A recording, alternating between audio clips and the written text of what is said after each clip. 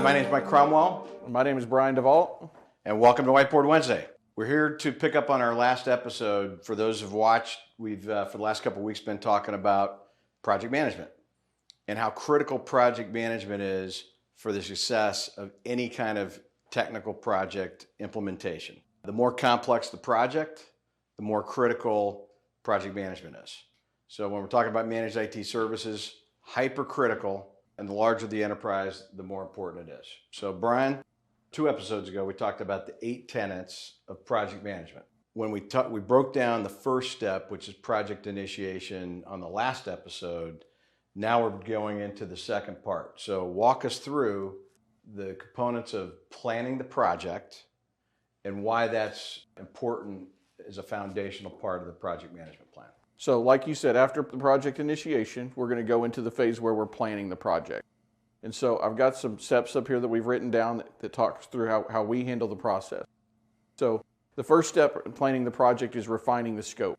So this is where we're really digging into the details. We're having detail-oriented conversations with the client about what the project is set out to accomplish. We're talking numbers of devices, assets, people, technology, whether that's software as a service or on-premise technology. All of those things are being defined. We're moving on to team selection. And here we're not just talking about resources like an engineer here or a design build architect here. What we're talking about are named resources. So we're assigning names into the pool. These are the specific people we're going to use during the duration of the project. Does that also include people on the client side? Absolutely. So that you're defining the roles for both your team, both internal and external. And if there are any third parties involved, so maybe it could be vendors, right? You could have a vendor involved as well. You may have a dependency in there as well. So and we talk about resourcing. Okay, so this is who, how many, when and where, right? What are the people we're going to need? What are the materials we're going to need? Are there dependencies such as hardware being delivered that we want to structure it around? Those types of answers are what we're looking for. Looking at the project budget. So we're putting another level of detail in. So we had a budget established during project initiation. Now we're really putting some detail behind that. We might even be talking about when that money is spent or when invoices are generated and what they're for and so forth.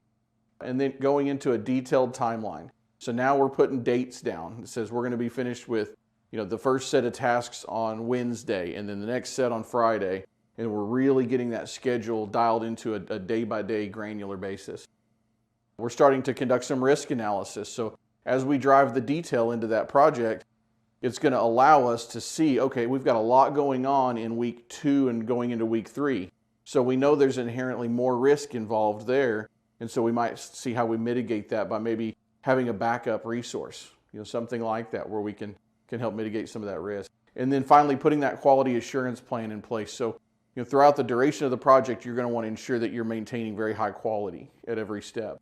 And so this is where you put a plan together so that you can address some of those issues. Things like performance to budget reports, performance to timeline reports. Those are examples of QA activities that we're going to produce throughout the course of the project, but we're establishing those parameters during this planning phase. This step can vary depending upon complexity of project, but it is a general rule of thumb. Simple to highly complex projects, how long does this step typically take? This should be 1 to 2 days. What happens if you don't get this part right?